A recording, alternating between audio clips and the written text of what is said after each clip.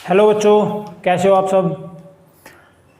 आज हम स्टार्ट करने जा रहे हैं 12th केमिस्ट्री की थर्ड यूनिट, जिसका नाम है इलेक्ट्रोकेमिस्ट्री। तो इलेक्ट्रोकेमिस्ट्री होती क्या है, सबसे पहले हमें ये पता होना चाहिए।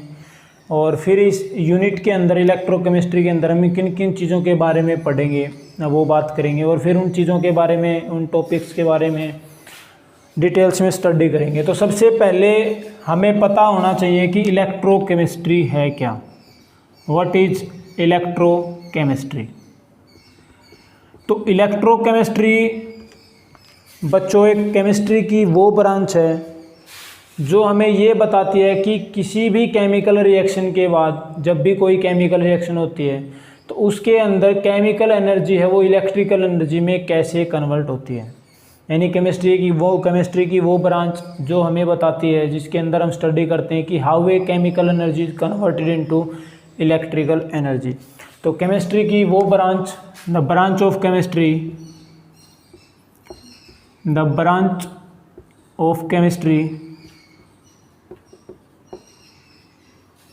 which deals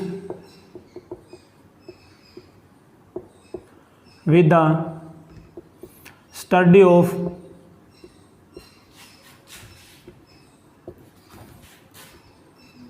conversion of chemical energy into electrical energy,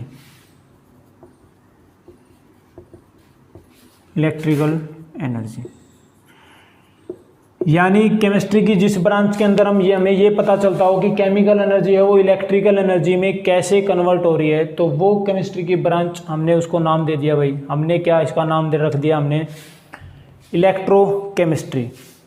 अब इलेक्ट्रोकेमिस्ट्री के अंदर जैसे हम 10th क्लास में थे, हमने रिडॉक्स रिएक्शन पढ़ी थी। रिडॉक्स रिएक्शन क्या थी?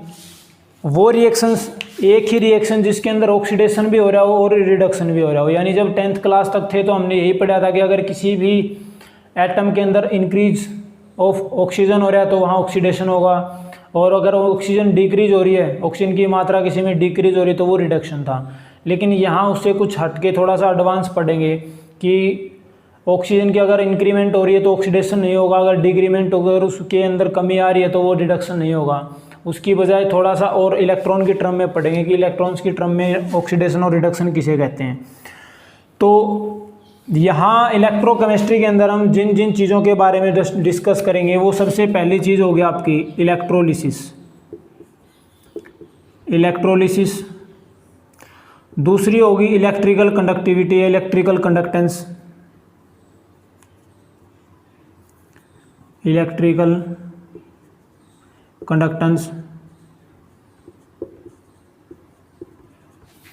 और तीसरी होगी भाई आपकी इलेक्ट्रोकेमिकल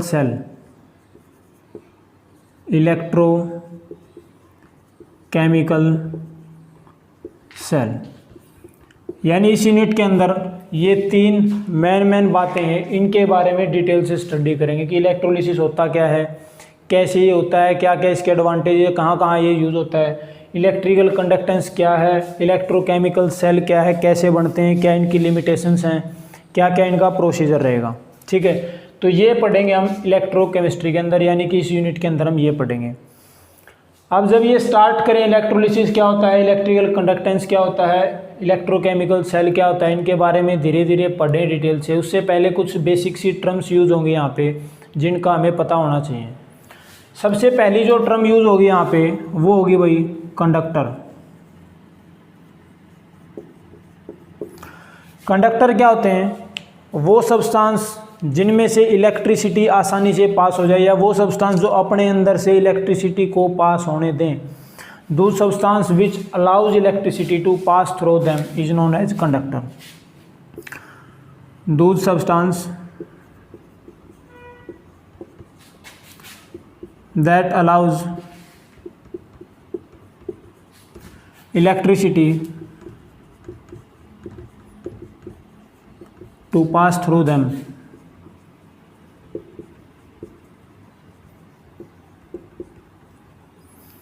वो कोई भी सब्सटेंस जो अपने अंदर से इलेक्ट्रिसिटी को पास होने दे वो कहलाएगा आपका कंडक्टर। और यहाँ कंडक्टर हम दो टाइप के पढ़ेंगे भाई, एक मेटालिक कंडक्टर और दूसरा होगा आपका electrolytic conductor. Electrolytic conductor. Metallic conductor क्या होगा, इलेक्ट्रोलिटिक कंडक्टर क्या होगा। मेटालिक कंडक्टर वो कंडक्टर होते हैं, कंडक्टर तो होंगे, इलेक्ट्रिसिटी तो दोनों में ही पास करेगी, लेकिन किस कारण से करेगी। मेटालिक कंडक्टर के अंदर जो इलेक्ट्रिसिटी पास करेगी वो पास करेगी ड्यू टू फ्री इलेक्ट्रॉन्स, यानी जब भी किसी मेटल्स के अंदर फ्री इलेक्ट्रॉन्स होंगे और उसके बाद अगर फ्री इलेक्ट्रॉन्स के कारण उसमें से इलेक्ट्रिसिटी कंडक्ट हो रही है तो वो कहलाएगा आपका metallic conductor.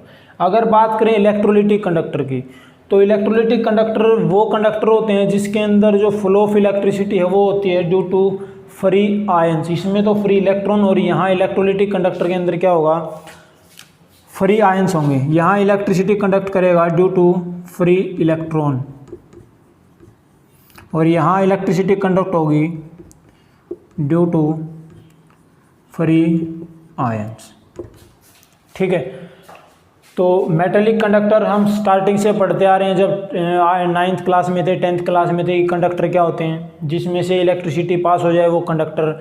Metallic conductor, metals की बात हो रही है, मेटल्स के पास फ्री इलेक्ट्रॉन हैं, होते हैं, तो इसलिए उनमें से इलेक्ट्रिसिटी इजीली पास हो जाए। तो ये तो मेटालिक कंडक्टर है। इलेक्ट्रोलिटिक कंडक्टर थोड़ा सा नया है, 11th में होगे तब पता पढ़ भी लिया होगा। इलेक्ट्रोलिटिक कंडक्टर में क्या होगा, देखो जो इलेक्ट्रिसिटी कंडक्ट करेगी वो करेगी ड्यू टू फ्री आयंस। इसके अंदर क्या होगा, फ्री आयंस कैसे होंगे कि मान लीजिए आपने कोई भी एक सॉल्यूशन ले रखा है, ये जो सॉल्यूशन हम लेंगे जिसमें से इलेक्ट्रिसिटी पास करवाई जाएगी, इसको बोला जाता है इलेक्ट्रोलाइट। कि जब भी किसी इलेक्ट्रोलाइट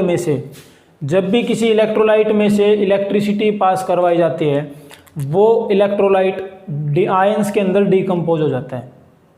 ठीक है, तो जो आयंस के अंदर यहाँ पे डिकम्पोज होगा उसको तो बोलते हैं इलेक्ट्रोलिटिक कंडक्टर।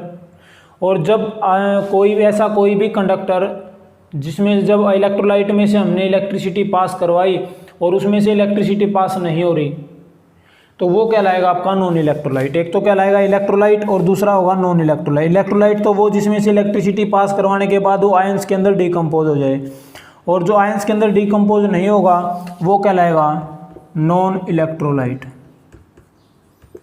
Non electrolyte. तो इलेक्ट्रोकेमिस्ट्री क्या है, केमिस्ट्री की वो ब्रांच जिसके अंदर हम पढ़ते हैं कि केमिकल एनर्जी है वो इलेक्ट्रिकल एनर्जी में कैसे कन्वर्ट होगी। क्या क्या पढ़ेंगे इस इलेक्ट्रोकेमिस्ट्री के अंदर, सबसे पहली चीज़ पढ़ेंगे इलेक्ट्रोलिसिस, फिर इलेक्ट्रिकल कंडक्टेंस, उसके बाद पढ़ेंगे इलेक्ट्रोकेमिकल सेल। ये चीज़ पढ़ें उससे पहले हमें पता होना चाहिए कंडक्टर होता क्या है। एक वो सब्सटेंस जिसमें से इलेक्ट्रिसिटी पास हो जाए वो कंडक्टर दो टाइप के, एक मेटालिक कंडक्टर और एक इलेक्ट्रोलिटिक कंडक्टर। जिस कंडक्टर में इलेक्ट्रिसिटी फ्लो कर रही है ड्यू टू फ्री इलेक्ट्रॉन्स वो मेटालिक कंडक्टर, और जिस कंडक्टर के अंदर इलेक्ट्रिसिटी फ्लो कर रही है ड्यू टू फ्री आयंस वो कहलाएगा आपका इलेक्ट्रोलिटिक कंडक्टर। और ये जो इलेक्ट्रोलिटिक कंडक्टर होता है इसके अंदर जिस सॉल्यूशन का हम यूज़ करते हैं वो कहलाता है आपका इलेक्ट्रोलाइट। जिस भी सॉल्यूशन में से हम इलेक्ट्रिसिटी पास करवाएंगे वो जो सॉल्यूशन होगा उसको बोलते हैं इलेक्ट्रोलाइट। अब ये इलेक्ट्रोलिसिस है क्या और इसका मैकेनिज्म क्या है भाई, कैसे इलेक्ट्रोलिसिस होता है। जब भी हम किसी भी इलेक्ट्रोलाइट में से इलेक्ट्रिसिटी पास करवाएंगे तो क्या क्या घटनाएं घट सकती हैं, वहाँ पे क्या क्या होगा वो हम अब पढ़ेंगे। अब हम बात करने वाले हैं भाई इलेक्ट्रोलिसिस की। इलेक्ट्रोलिसिस होता क्या है और इसका मैकेनिज्म क्या है। इलेक्ट्रोलिसिस पढ़ें उससे पहले दो छोटी छोटी टर्म आपको और बता देता हूँ कि जो हमने इलेक्ट्रोलाइट पढ़ा था, इलेक्ट्रोलाइट क्या होता है, वो कोई भी सॉल्यूशन जो आयंस के अंदर डिकम्पोज हो जाए जब हम उसमें से इलेक्ट्रिसिटी पास करवाते हैं, तो वो जो सॉल्यूशन हम यूज़ कर रहे थे कि जिसमें से करंट पास करवा रहे थे वो सॉल्यूशन कहलाता है आपका इलेक्ट्रोलाइट। और इलेक्ट्रोलाइट है वो दो टाइप का होता है, एक होता है स्ट्रॉन्ग इलेक्ट्रोलाइट और एक होता है आपका वीक इलेक्ट्रोलाइट। इलेक्ट्रोलाइट के बारे में अगर मैं बताऊं तो इलेक्ट्रोलाइट है वो आपका दो टाइप का होगा, एक होगा स्ट्रॉन्ग और एक होगा आपका वीक इलेक्ट्रोलाइट। स्ट्रॉन्ग इलेक्ट्रोलाइट वो इलेक्ट्रोलाइट होगा कि जिसमें से जब हमने इलेक्ट्रिसिटी पास करवा दी तो वो कम्प्लीटली आयोनाइज हो जाएगा, यानी सारा का सारा आयंस के अंदर डिकम्पोज हो जाएगा। जितना भी हमने इलेक्ट्रोलाइट यूज़ कर रखा है, अगर वो सारा का सारा आयंस के अंदर डिकम्पोज हो जाए, कम्प्लीटली अगर डिकम्पोजिशन हो जाए उस इलेक्ट्रोड का या सॉरी उस इलेक्ट्रोलाइट का, तो वो इलेक्ट्रोलाइट कहलाएगा आपका स्ट्रॉन्ग इलेक्ट्रोलाइट। जैसे H2SO4 हो गया, HNO3 हो गया, HCl हो गया। इन केस अगर कुछ इलेक्ट्रोलाइट ऐसे होते हैं जिनमें से जब इलेक्ट्रिसिटी पास करवाते हैं तो वो उनका टोटली डिकम्पोजिशन नहीं होता, ऐसे इलेक्ट्रोलाइट को बोला जाता है वीक इलेक्ट्रोलाइट। तो स्ट्रॉन्ग जो कम्प्लीटली आयोनाइज हो जाएंगे, कंप्लीट आयोनाइज होगा, इनका आयोनाइजेशन होगा। फॉर एग्जांपल अगर मैं बात करूं HCl, HNO3, H2SO4। यहाँ अगर मैं वीक की बात करूं तो वीक इलेक्ट्रोलाइट के अंदर कंप्लीट आयोनाइजेशन नहीं होगा, कंप्लीट आयोनाइजेशन नहीं होगा, इनकम्प्लीट होगा। जैसे अमोनियम क्लोराइड है, ठीक है, एसिटिक एसिड है, ये कुछ इलेक्ट्रोलाइट हैं जिनमें से इलेक्ट्रिसिटी जब पास करवाते हैं तो कम्प्लीटली आयोनाइज नहीं होते, जबकि ये कम्प्लीटली आयंस के अंदर डिकम्पोज हो जाते हैं। तो ये स्ट्रॉन्ग इलेक्ट्रोलाइट और ये वीक इलेक्ट्रोलाइट। अब बात करते हैं भाई इलेक्ट्रोलिसिस की। इलेक्ट्रोलिसिस क्या है? इलेक्ट्रोलिसिस एक वो प्रोसेस है जिसके अंदर जब भी हम किसी भी इलेक्ट्रोलाइट में से इलेक्ट्रिसिटी हमने पास करवाई और वो इलेक्ट्रोलाइट आपका आयंस के अंदर डिकम्पोज हो जाए, तो ये पूरा जो प्रोसेस है कि आपने इलेक्ट्रोलाइट लिया, उसमें से इलेक्ट्रिसिटी पास करवाई और इलेक्ट्रिसिटी पास करवाने के बाद वो सारा का सारा जो इलेक्ट्रोलाइट था वो आयंस के अंदर डिवाइड हो गया, आयंस के अंदर टूट गया। ये पूरा प्रोसेस कहलाता है आपका इलेक्ट्रोलिसिस, यानी the process of decomposition of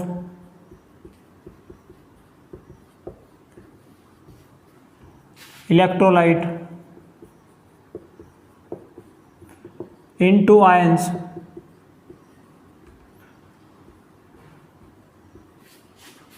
under छोड़ो एक बार, when current is passes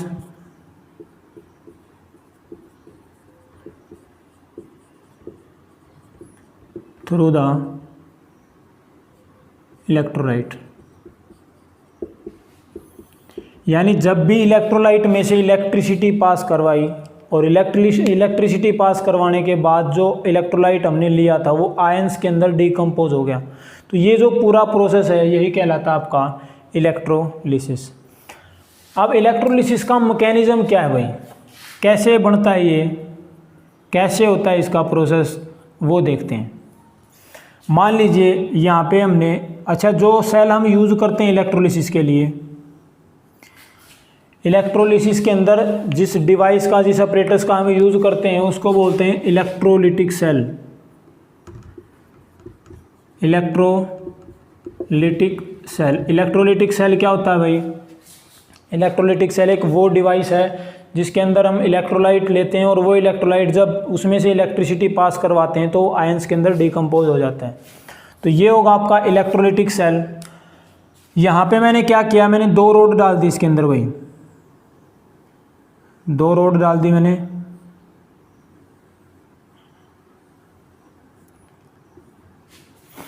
और दोनों रोड्स को क्या कर दिया भाई, किसी कंडक्टिंग वायर के थ्रू एक बैटरी से जोड़ दिया, ठीक है। यहाँ मैंने कोई एक इलेक्ट्रोलाइट ले लिया, स्ट्रॉन्ग इलेक्ट्रोलाइट, ठीक है। अब होता क्या है, ये आपका पॉजिटिव है तो ये भी पॉजिटिव, ये नेगेटिव टर्मिनल से जुड़ रहा है तो ये भी, ये नेगेटिव। अब यहाँ हमने इसको पॉजिटिव टर्मिनल से जोड़ रखा था इसलिए इसको नाम दे दिया एनोड, ये नेगेटिव टर्मिनल से जोड़ रखा था इसलिए इसका नाम रख दिया कैथोड, ठीक है। अब जब भी इलेक्ट्रिसिटी पास करवाएंगे, जैसे हमने यहाँ स्विच ऑन किया, स्विच ऑन करते ही क्या होगा, जैसे ही इलेक्ट्रिसिटी इस इलेक्ट्रोलाइट में से पास होगी ये डिकम्पोज होना स्टार्ट हो जाएगा। जो इलेक्ट्रोलाइट हमने ले रखा है ये क्या होगा भाई, डिकम्पोज होना स्टार्ट हो जाएगा। जैसे ये डिकम्पोज होना स्टार्ट होगा यहाँ चार्ज का सेपरेशन हो जाएगा। जो आपकी एनोड थी, एनोड के नज़दीक नेगेटिव चार्ज इकट्ठा होना स्टार्ट हो जाएगा। यानी जब ये आयंस के अंदर टूटेगा, जब इलेक्ट्रोलाइट में से इलेक्ट्रिसिटी पास करेगी तो ये क्या करेगा भाई, आयंस के अंदर टूटेगा, प्लस पॉजिटिव और नेगेटिव आयंस में टूट गया। अब ये जो नेगेटिव आयंस थे ये मूव करेंगे किस साइड भाई, एनोड की तरफ। तो यहाँ मैं लिख देता हूँ भाई, पॉइंट नंबर 1 क्या होगा, when current is pass through electrolyte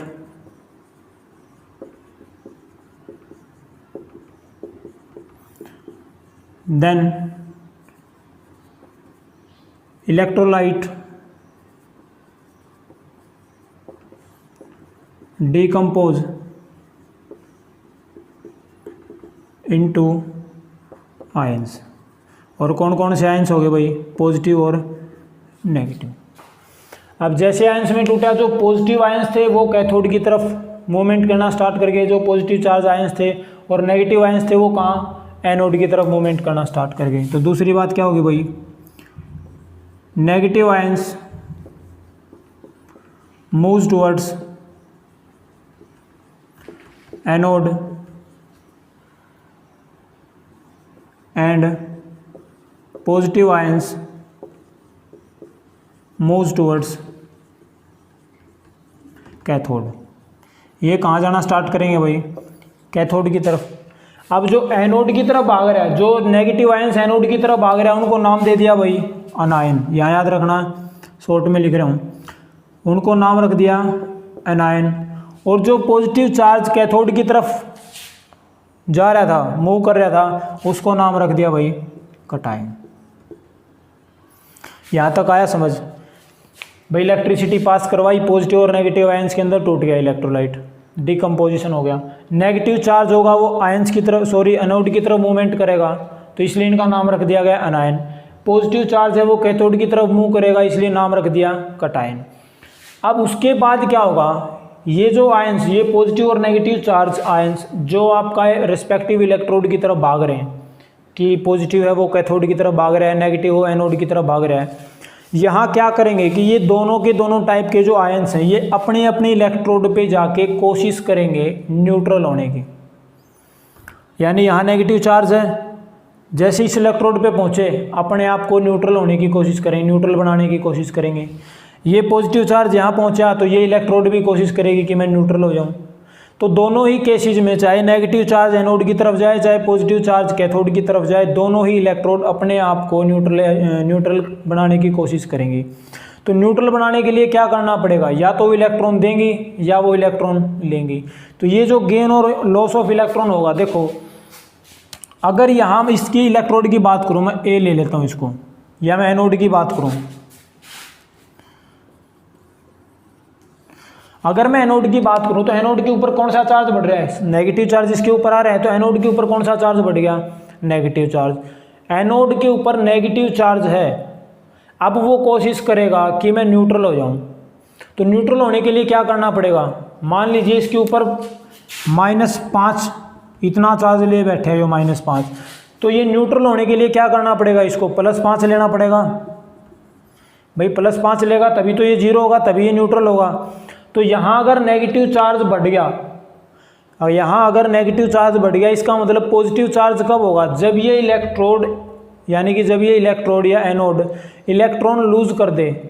जब जब भी कोई एलिमेंट, जब भी कोई इलेक्ट्रोड, जब भी कोई मेटल इलेक्ट्रॉन डोनेट करता है तो उसके ऊपर पॉजिटिव चार्ज ले लेता है अपने ऊपर वो। तो यहाँ भी वही होगा, नेगेटिव चार्ज पहले है, पॉजिटिव बनाने के लिए क्या करना पड़ेगा, इलेक्ट्रॉन डोनेट करने पड़ेंगे। तो यहाँ एनोड क्या होगा भाई, एनोड पे क्या होगा, लॉस ऑफ इलेक्ट्रॉन। और जहाँ लॉस ऑफ इलेक्ट्रॉन होगा उसको हमने नाम दे दिया ऑक्सीडेशन। और ये जो ऑक्सीडेशन है अब उसके बाद दूसरे केस की बात करें, यहाँ पॉजिटिव चार्ज बढ़ गया कैथोड के ऊपर, कैथोड के ऊपर पॉजिटिव चार्ज बढ़ गया, तो ये क्या करेगा, ये भी कोशिश करेगा कि मैं न्यूट्रल हो जाऊँ। न्यूट्रल कैसे होगा, जितना पॉजिटिव चार्ज है उतना ही अगर नेगेटिव चार्ज इसके ऊपर आ जाए तो नेट चार्ज क्या हो जाएगा, जीरो। अब इतना पॉजिटिव उतना ही नेगेटिव कैसे आएगा, इलेक्ट्रॉन लेता है जब भी कोई एलिमेंट तो उसके ऊपर नेगेटिव चार्ज आ जाता है। मान लीजिए इसके ऊपर प्लस चार्ज +5 है चार्ज, अब इसको न्यूट्रल होने के लिए क्या करना पड़ेगा, 5 इलेक्ट्रॉन लेने पड़ेंगे। जब ये 5 इलेक्ट्रॉन लेगा तो -5 चार्ज हो जाएगा, कैंसिल आउट हो गया, नेट चार्ज कितना हो गया, 0। तो यहाँ पे क्या होगा कैथोड के ऊपर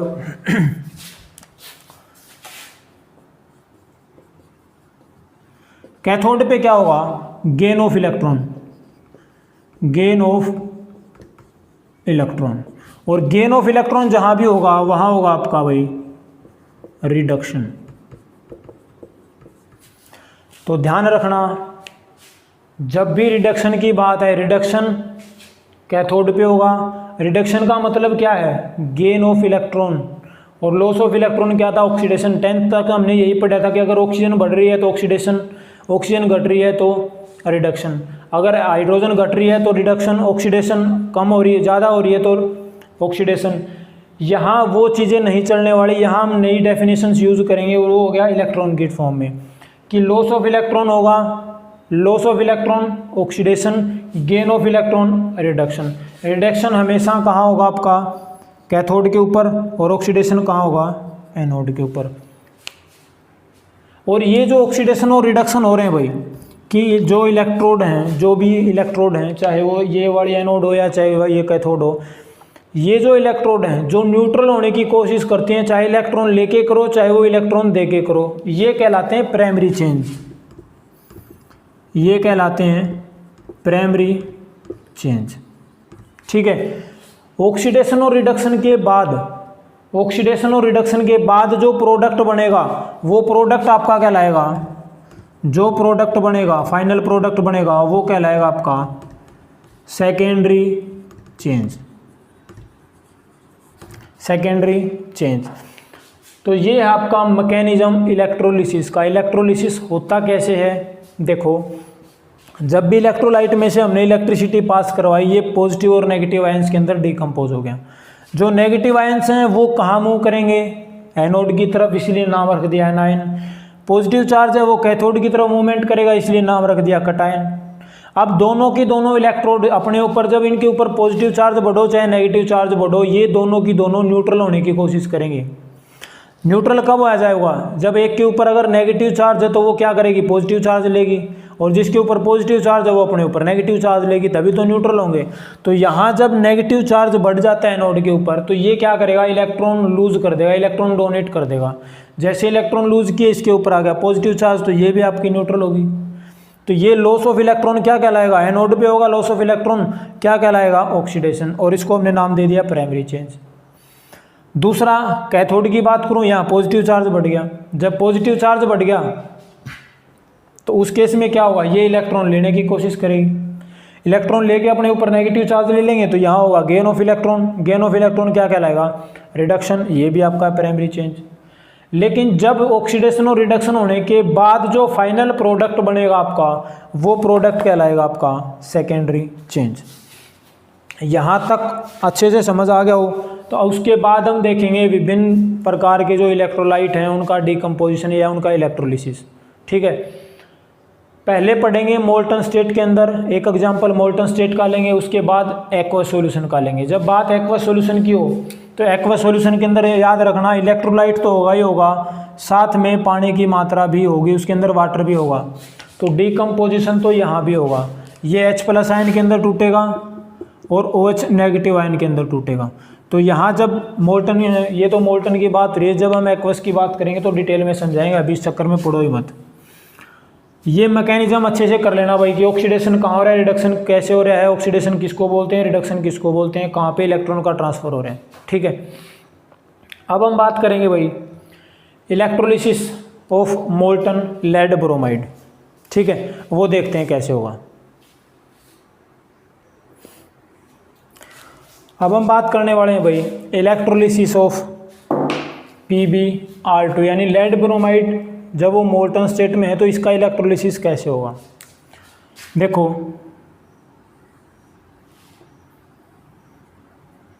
यहाँ हमने इलेक्ट्रोड ले ली,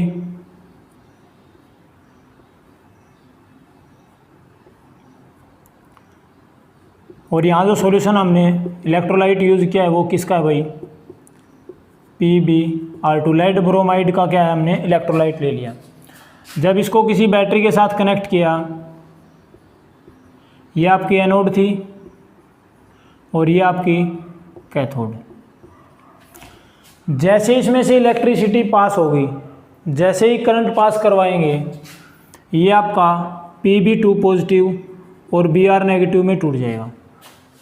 जो लेड ब्रोमाइड का इलेक्ट्रोलाइट हम ले रहे हैं, जैसे इलेक्ट्रिसिटी पास की, Pb2 पॉजिटिव और Br नेगेटिव में टूटना स्टार्ट हो जाएगा भाई, आयंस के अंदर डिकम्पोजिशन हो गया। अब ये जो Br नेगेटिव आयंस हैं, Br नेगेटिव आयंस किस तरफ मूव करना स्टार्ट करेंगे भाई, टूवर्ड्स एनोड, और जो Pb2 पॉजिटिव हैं वो किस साइड जाना स्टार्ट करेंगे, कैथोड की तरफ। ये कैथोड की तरफ गए, ये एनोड की तरफ गए। अब मैंने क्या बताया था, जब हमने इसका मैकेनिज्म किया था तो वहाँ पे यही था कि जो भी आयंस यहाँ पे जाएंगे इलेक्ट्रोड के ऊपर, चाहे वो पॉजिटिव की तरफ जाएं चाहे नेगेटिव की तरफ जाएं, अपने आप को न्यूट्रलाइज करने की कोशिश करेंगे, न्यूट्रलाइज होने की कोशिश करेंगे। तो कैसे होगा, जो Br है नेगेटिव चार्ज है, पॉजिटिव कैसे, न्यूट्रल कैसे होगी, एक इलेक्ट्रॉन लूज कर देगा। जैसे एक इलेक्ट्रॉन लूज किया, क्या बन गया भाई, Br। भाई एक इलेक्ट्रॉन लूज करके क्या हुआ, न्यूट्रल हो गया Br। क्या हुआ यहाँ पे, लॉस ऑफ इलेक्ट्रॉन है, तो क्या हो गया भाई, ऑक्सीडेशन।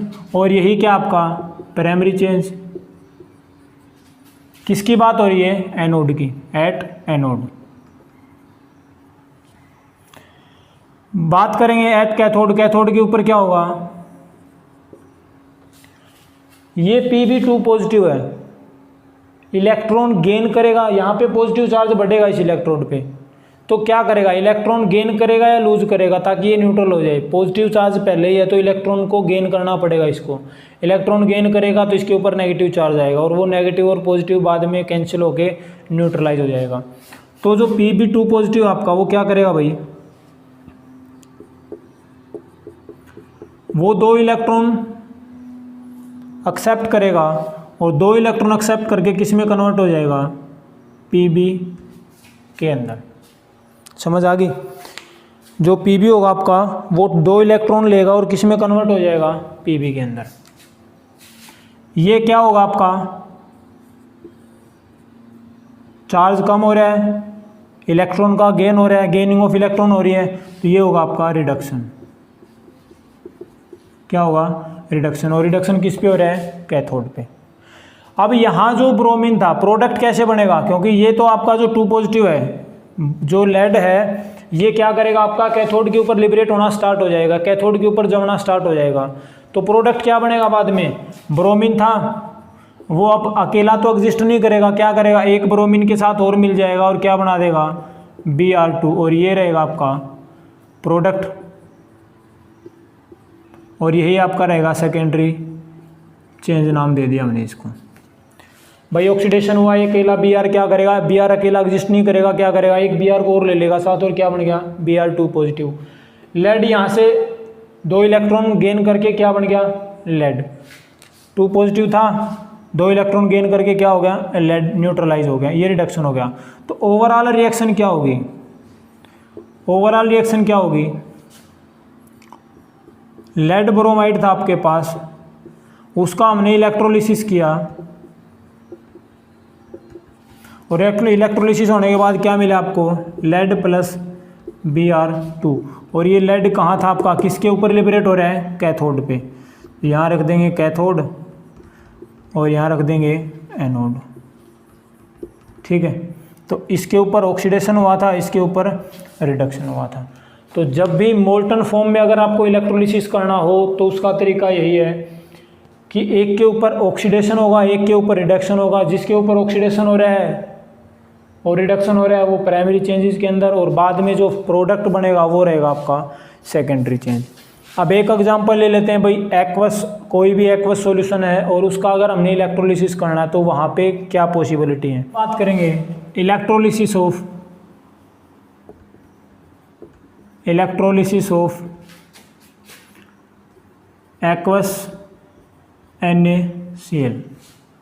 एक्वस NaCl का हम इलेक्ट्रोलिसिस करेंगे तो फिर से वही काम, ये हमने एक कंटेनर ले लिया और इसके अंदर हमने इलेक्ट्रोलाइट ले लिया भाई, एक्वस NaCl। यहाँ मैंने फिर वही एक इलेक्ट्रोड डाल दी, यहाँ दूसरी, और दोनों को नेगेटिव पॉजिटिव, इसका नाम रखा कैथोड, ये आपकी एनोड। जैसे ही इलेक्ट्रिसिटी पास करवाई, जैसे इसमें से करंट पास करवाया जाएगा, ये जो आपका NaCl था, यानी इसके अंदर कौन पड़ा है, वाटर भी पड़ा है और NaCl भी, तो NaCl आपका ये तो Na पॉजिटिव और Cl नेगेटिव में टूटेगा, NaCl वो Na पॉजिटिव और Cl नेगेटिव में आयोनाइज हो जाएगा। इसके साथ साथ जो वाटर था आपका, ये NaCl था, वाटर है वो किस में कन्वर्ट हो जाएगा भाई, किस किस में टूटेगा, H+ आयंस और OH नेगेटिव आयंस के अंदर। अब ये आपका एनोड है तो इसकी तरफ कौन भागेगा, इसकी तरफ भागेगा क्लोरीन नेगेटिव और OH नेगेटिव, यानी यहाँ पे क्या होगा, क्लोरीन और OH ions moves towards anode, और यहाँ Na पॉजिटिव और H पॉजिटिव ये कहाँ भागेंगे भाई, कैथोड की तरफ, Na पॉजिटिव और एक H positive moves towards cathode. अब क्या होगा, दोनों के दोनों जा रहे हैं यहाँ पे, यहाँ भी दोनों के दोनों आयंस वो इस साइड अट्रैक्ट हो रहे हैं, मूवमेंट कर रहे हैं, तो इस केस में हमें एक टर्म लेके या टर्म यूज करेंगे, वो हो गया आपकी डिस्चार्ज पोटेंशियल। डिस्चार्ज पोटेंशियल कि इनमें से कौन सा आयंस ऐसा है जो पहले डिस्चार्ज हो जाएगा। तो 10th में थे तब हमने रिएक्टिविटी सीरीज पढ़ी थी कि सोडियम पोटाशियम है वो हाईली रिएक्टिव होते हैं, उसके बाद जैसे जैसे आप नीचे आओगे रिएक्टिविटी कम होती जाएगी।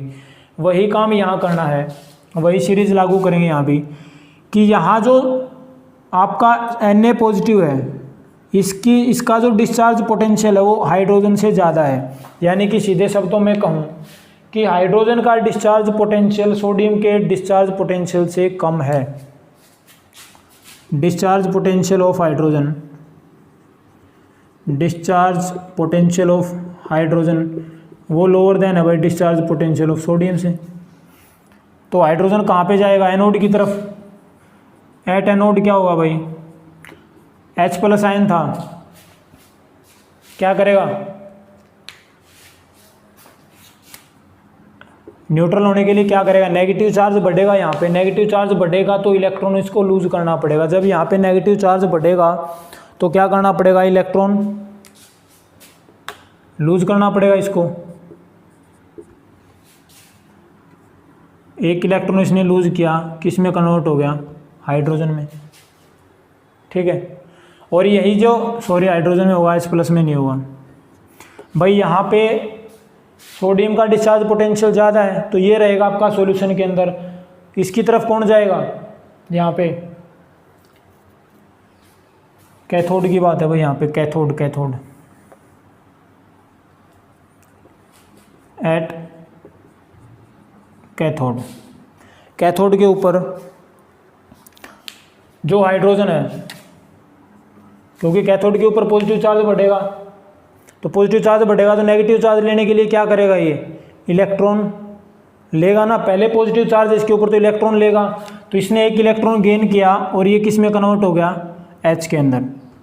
ये आपका प्राइमरी चेंज, और इसको मैं बोल देता हूँ रिडक्शन, क्योंकि रिडक्शन ही हुआ है यहाँ पे। गेन ऑफ इलेक्ट्रॉन हुआ, गेन ऑफ इलेक्ट्रॉन हो गया तो क्या होगा भाई, रिडक्शन। अब ये जो H था आपका, ये अकेला एग्जिस्ट नहीं करेगा, क्या बना देगा आपका H2, ठीक है, क्या बनेगा H2, और ये बन जाएगी आपकी गैस। बात करूं मैं एनोड की, एट एनोड, क्लोरीन और OH। क्लोरीन का डिस्चार्ज पोटेंशियल हाइड्रोक्साइड आयन से कम है। तो क्लोरीन का डिस्चार्ज पोटेंशियल अगर इससे कम है तो इसका मतलब डिस्चार्ज कौन होगा, क्लोरीन। क्लोरीन कहाँ पहुंचा है, एनोड के पास। क्लोरीन पे पहले ही नेगेटिव चार्ज, इसका मतलब एनोड है वो क्या होगी आपकी नेगेटिव चार्ज। नेगेटिव चार्ज होगी तो न्यूट्रल कैसे होगी, जब ये इलेक्ट्रॉन लूज कर देगी तभी तो इसके ऊपर पॉजिटिव चार्ज आएगा। तो एनोड के ऊपर क्या होगा, क्लोरीन नेगेटिव था और ये आपका इलेक्ट्रॉन लूज करेगा और किस में कन्वर्ट हो जाएगा, क्लोरीन के अंदर, ठीक है भाई।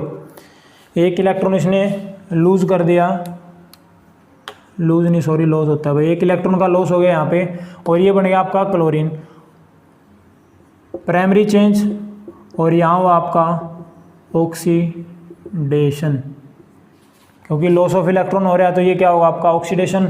और ये जो क्लोरीन है ये क्लोरीन के साथ रिएक्शन करके क्या बना देगी आपकी Cl2।